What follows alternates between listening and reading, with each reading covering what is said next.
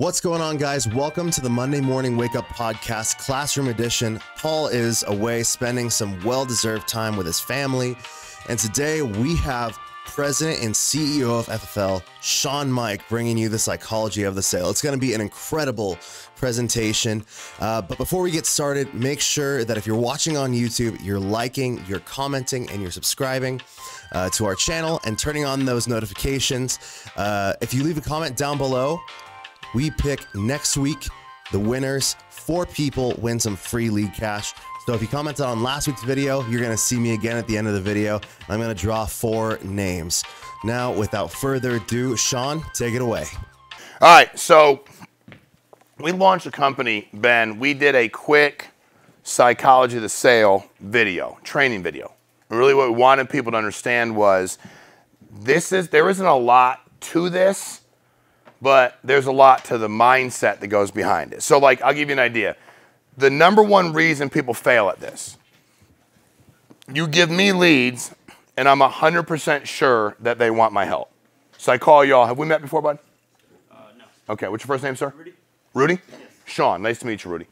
If Rudy sends me a lead, internet, Facebook, direct mail, I'm 100% sure Rudy needs my help. So when I call Rudy, I act like I'm 100% sure he needs my help. I'm presumptive, I'm firm, and I call him up and tell him I'm coming to this house. That was my phone script. People are like, what's your phone script? I call you up and tell him I'm coming over. Rudy says, hello. I say, Rudy. He says, yeah. I say, Sean, Mortgage Protection Center, Senior Benefit Center. He goes, what? The place you sent the thing back to. Hey, Rudy, I got that thing you sent back. Put your name, date of birth on it. I remember doing that. 12/11, 62. That's my date of birth. Well, I wouldn't have it if you didn't. So anyway, I got the information you sent me.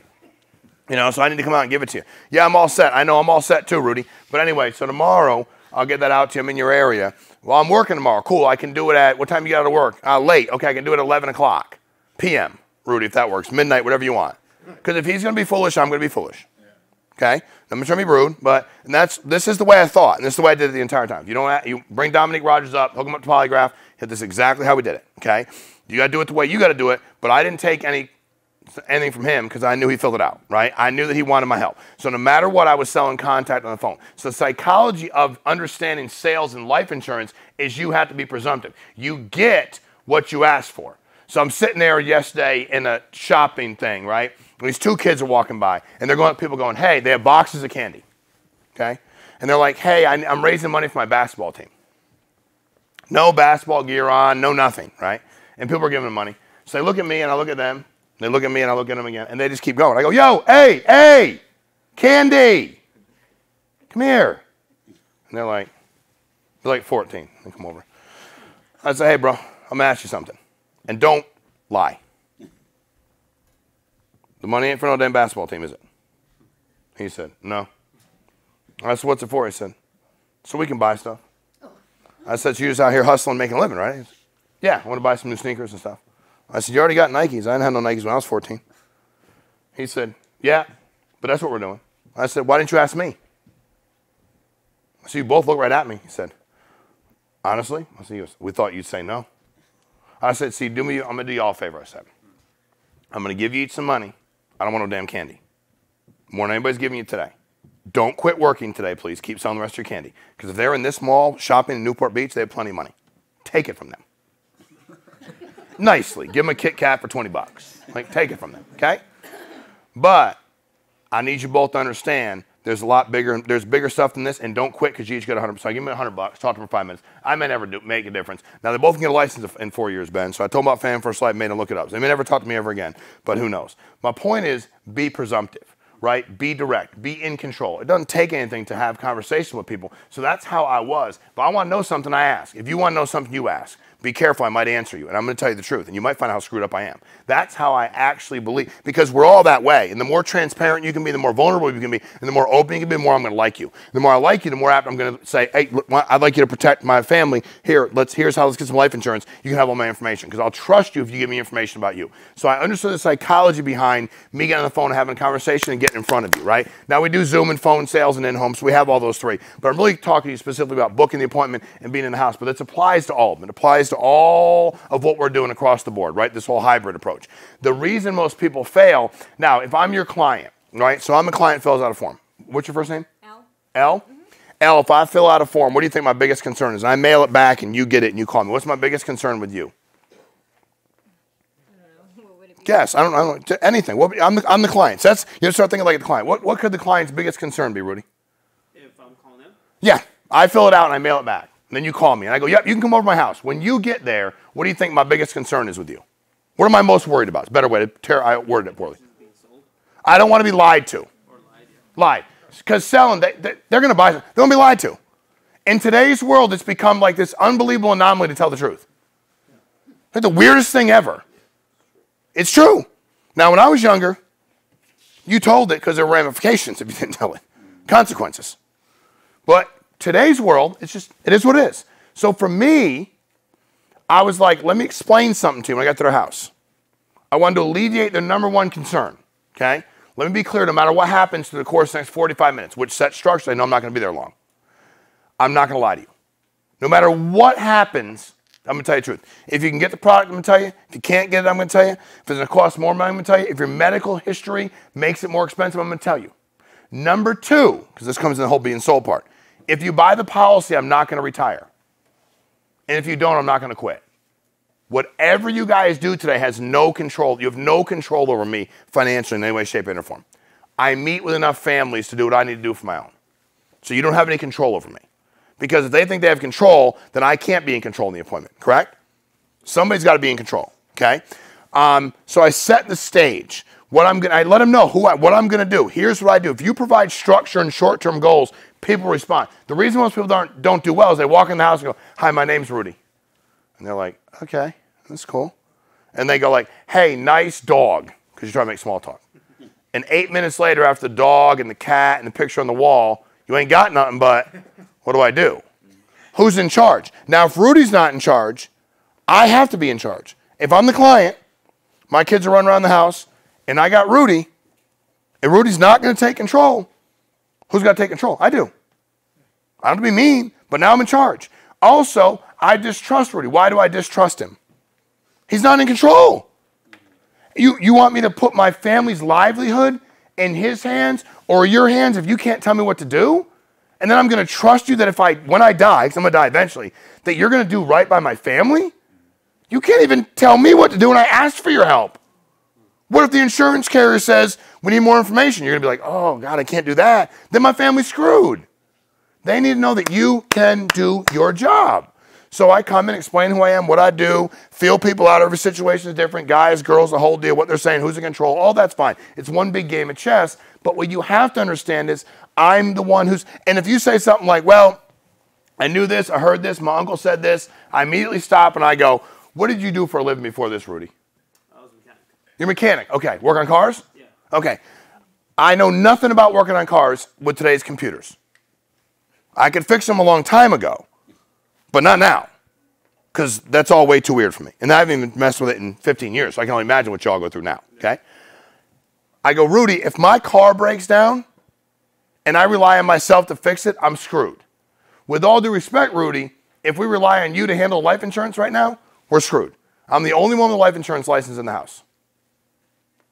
So with all due respect, because you can say a lot when you say with all due respect. With all due respect, Rudy, I'm going to need you to, if my car breaks down, I'll ask you advice, I'll stay out of your way. And I kind of need the same respect here as it pertains to your life insurance. Fair enough, Rudy. Give him respect for what he's done. I'll probably talk even more about cars and ask him a few questions, ask people questions, let them talk about themselves. They feel good, right? I'm trying to get you to connect with me. But I want you to understand that if the way I am here, and Rudy, by the way, and I say this, when something, hey, Rudy, I'm saying it's mortgage section. Rudy, I hope that you live 30 years, get all your money back, we never need it. Cool. And statistically, that's probably what's going to happen. But in the event something else happens, you need to understand that as long as I'm living and breathing, if the insurance carrier gives me any problem with your death claim, unless you lied about something, which I'm sure you're not going to, they will wish they didn't because I'll come to their office and get the money myself. I mean, I'm going to advocate for you and your family. People need to feel like you have their back, like you're on their side. They don't care how much is there to know about life insurance? People are like, can we do the product training? I'm like, yeah, when they die, it pays a death benefit. And return of premium is sit down, return your money back, premium. And whole life, this one will really get you. It's good for your whole life. You pay the exact same premium. When you die, you no longer have a life anymore here, so you're gone from here, and it's going to pay your beneficiary. But a lot of people that don't want to challenge folks or get better do stuff like that. I need more information about the product. No, you need to be stronger and give a damn about helping people. That's what you need to do. You need to understand that's what this whole psychology is about, because the minute they start thinking you can't. I went to the police academy for a very short period of time. Believe me. And then I went out in the field, my FTO, and there was a guy being assaulting his wife, and I was excited. I was 21 years old, bro. I was like so excited. And then the guy ran out the door, and I smoked him, tackled him, jumped on top of him. Problem is, he was also a victim. He was the brother of the victim. So that didn't go over very well in my department. And they're like, you probably should find a new job eventually because you're like really excited and it's a little bit too much for us. I say that only because when I was going through all of what I was going through, I was at a training, 5 months in there. And these two guys walked in. One guy had to be 6'4", 260 pounds. The guy had lats like that he could fly if he ran fast enough. He would just go airborne, okay? The other guy was maybe 5'7", 5'8". I mean, seriously, like Paul would have looked like Wilt Chamberlain next to this guy, okay? Like he was not a big dude, okay? They stood in front of the class and they said, the class that day was some ethics legal class. Like, you know, basically what can happen if there's an incident, altercation, put your hands up. It was actually very educational. And the bigger guy said, they've both been cops for like 7 years, and they're partners. And they said, guess which one of us has had more physical altercations? And of course, everybody's like, obviously the littler guy. Like, who want to mess with you? And he said, no, actually, I have 3 times as many as he does. And I've only gotten better after 5 or 6 years. And what I learned from him is he always took control of situations, and it calmed everybody down. He didn't do it physically. He didn't go throwing people around. He'd walk in and go, hey, I need you to stop right now. Hey, I got it. I'll hear you in a minute. I'll hear you in a minute, bro. I'm here for you. Hey, bro, over here. I'm not arresting both of you for no reason. Get over. And he would do that. The bigger guy said, I didn't talk much. I just thought I'd walk in. You know? And I made people nervous because there was no direction. And after a while, they didn't care how damn big I was. And before you know it, I'm rolling around the ground with 2 guys. And my partner would be like, dude, if you just tell them what to do, we can stop all this rolling around stuff. Like, we just go back to work and not have as much paperwork to fill out, and nobody gets hurt. If you don't take control, somebody else will. And at the end of the day, you have to remember that. Whoever asks the most questions wins. Hey, let me ask you something. How long have you been doing this? When people ask you questions, they either want the information or they're trying to mess with you. If I think you're trying to mess with me, I nicely say, hey, Rudy, are you trying to mess with me? Nicely. If you look really young, how old are you, bud? 18. They're going to say stuff like, how long have you been doing this? And you should go, 18 years. Straight face, just like that. And when they go, 18 years? Yeah, 18 years. You've been selling life insurance 18 years. Oh, no, I thought you meant just living, breathing. 18 years I've been here. And then you're going to say, if you don't mind me asking, why did you ask me that? I'm just wondering why you asked me. You want to know why they're asking? They're trying to mess with you. And they're trying to challenge you. And if you don't get offended and you don't get emotional about it, you don't get upset about it, they'll be fine. Why? Because they're asking you, they're asking themselves to trust in you, their most valuable, call it what you want. They're human beings. I can't call them their family. Their most valuable thing in the world to them. The thing they hold the nearest and dearest. The things they have the most love for out of everything in the world. And they want to trust you. They don't care if you're 18 or 81. But who are you when you stand up for yourself? And self-deprecating humor makes everybody laugh. You don't think so? Make Kevin Hart 6'3". None of you would laugh. It wouldn't be funny. It wouldn't be funny. Nobody would watch him. It wouldn't be funny. But he's funny because he's real little. And everybody laughs. It's hard to be self-deprecating if you're 6'3" and ripped. Rock's kind of funny. He ain't really funny. Well, he got in front of a group and laughed because you're like, I wish I was that tall. I wish I was that big. Wish I looked like him. Ain't nobody laughing at him. So at the end of the day, you want to poke fun at you. Talk about things that you think will make them laugh. Share things that make you vulnerable. If you have a hard time focusing, tell them. If you don't like to smile a lot, tell them. If you smiled once in your life, tell them. Some of you are on that record right now. If you smile today, it'll be the first one you've had in 7 years. That will scare people. It'll make them nervous. Learn to relate to people. Learn to connect with them. Ask them difficult questions. If something doesn't make sense, ask them. I ask. I never assume. Makes my life a lot easier. I remember I was sitting with a guy one day, and he had these 2 fingers. He was missing 3. And he kept pointing. And I was like, hey, man, what happened to your fingers? And he was like, I said, there's 2 of them. You're missing 3. And he goes, oh, I worked in a machine shop, I had an accident, and he went through the whole thing, told me the whole story. I was like, man, really? Yeah, he told me how. And he said, thanks for asking. I was like, well, you only have 2. And the more you pointed, the more he goes, no, he laughed, he's great. He goes, no, most people just stare at me and don't ask. And then I tend not to say anything because it's not my job to say anything. I was like, well, dude, you got 2 fingers, and no one has 5. So I had to ask. My point is that I was genuinely curious what happened to him. I wasn't trying to mess with him. I genuinely wanted to know what occurred to his fingers. I didn't know if he was born that way. I didn't know if he had an accident. I didn't know if it was a medical condition where he might have something else happen to him. And I'm selling life insurance. I'm probably going to have to know anyway if there's something else going on I'm not aware of. And also, if it's there, why would I not ask? You know, he didn't seem that mortified by it. He hadn't had him for a long time, you could tell. It wasn't fresh. Like, have conversations. When you're sitting in somebody's house, you know who the person is, ask. I had a lady one day, I went and met with her, and I said, so, and I didn't know. So I said, how long y'all been together, living together? She said, living together or together? I said, if you're together, then together, living together. So I read them both policies. We get done. She says, I really appreciate you asking. I said, what do you mean? She goes, we've had 2 other people come out here and they just won't ask. Like, we have kids running around. There's 2 of us. We don't, like, have a lot of public affection because you're in our house. But people just, they don't know what to say, so they get confused. I was like, dude, I just ask.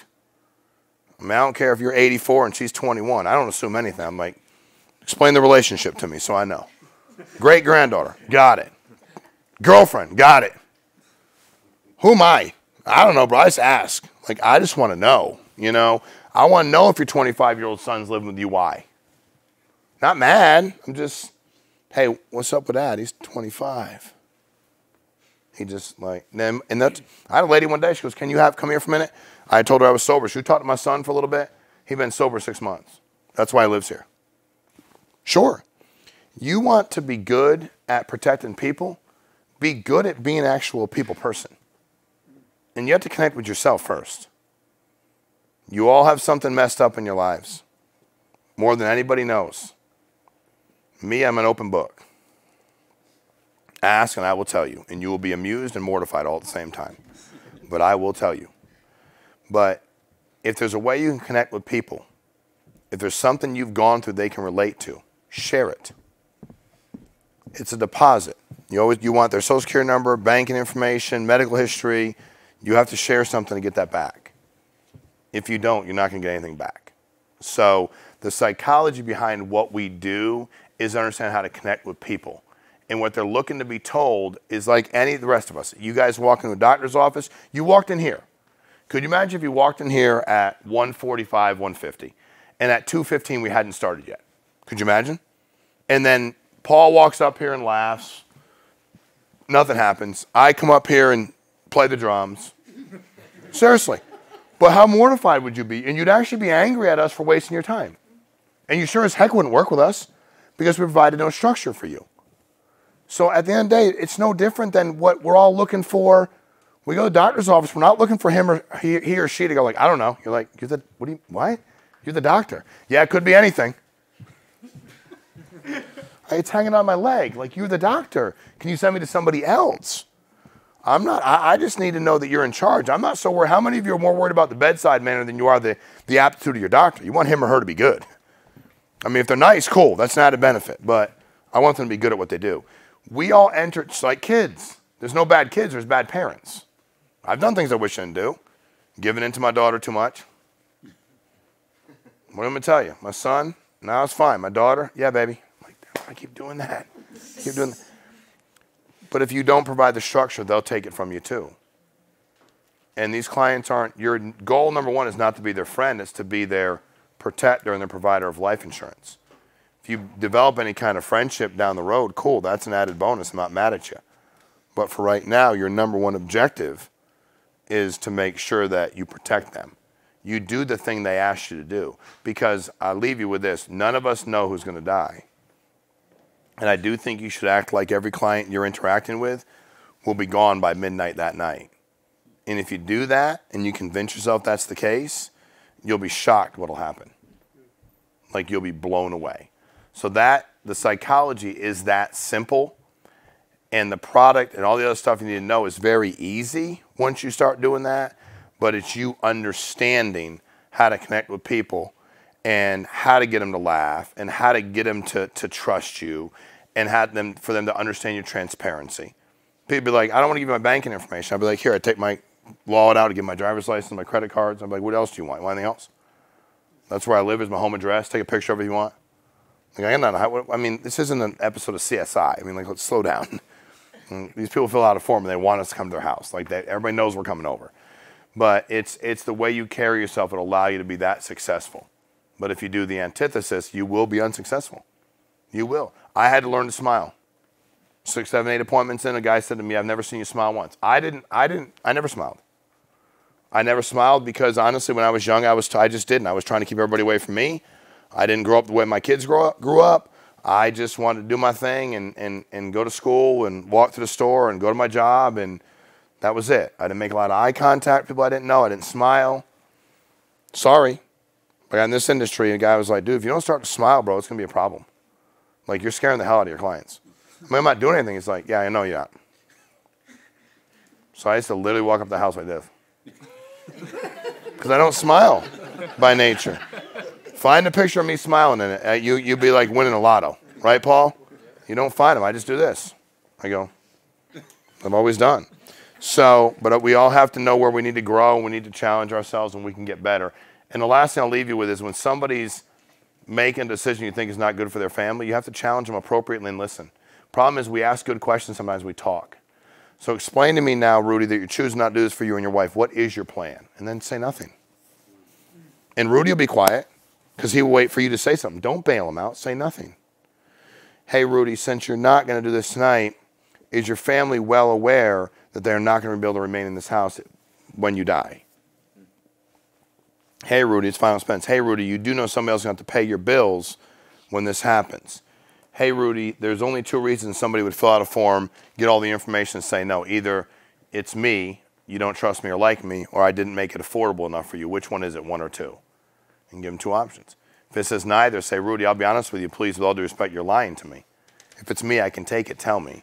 We'll send another agent out here to take care of you. And if it's what I made the monthly premium, let's adjust that.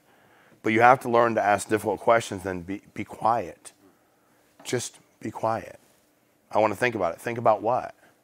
You know. No, I don't know. What do you mean by that? What would you like to think about? Well, you know, it's got the house. I know, and that doesn't preclude you from dying. So why don't we go ahead and get this taken care of so we don't have to think about it every single day? You have to be strong enough to stand up for people, and you'll be shocked how much they'll appreciate it, and they'll show their appreciation by going, that makes sense. Let's go ahead and do that. Like, that makes a lot of sense to me. Let's go ahead and do it. So, makes sense, Paul? Absolutely do. Any questions about that at all? No.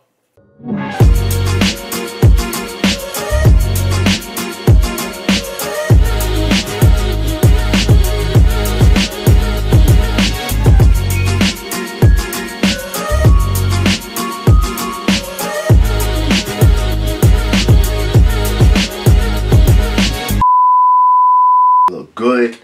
I look cute. There we go. What's going on, guys? Told you you'd see me at the end. We're giving away 4 people $250 worth of leads. That's $1,000 total worth of leads to people who commented on last week's video right here. So what are you doing right now? Comment on this video if you haven't already.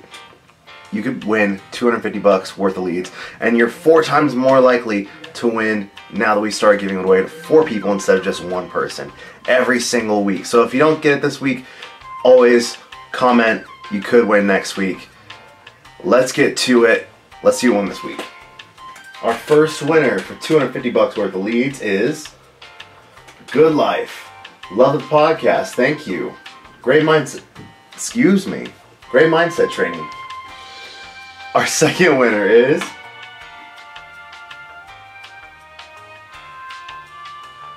Austin Casio. Better and better each week. Our third winner is Angela Cogswell. Good morning. Happy Monday, folks. Let's do this thing. Securing futures with FEX Insurance. And our fourth winner of $250 worth of leads is Patty McCracken. Always good perspective to hear what others started and what they've experienced. Thanks for the value. Guys, there you have it. Those are our winners for this week. If you didn't win this week, don't worry. You can always leave a comment on this video right now so you can win next week. Winners, contact Victoria. Her phone number is going to be right there. And we'll see you next time, guys. Take care.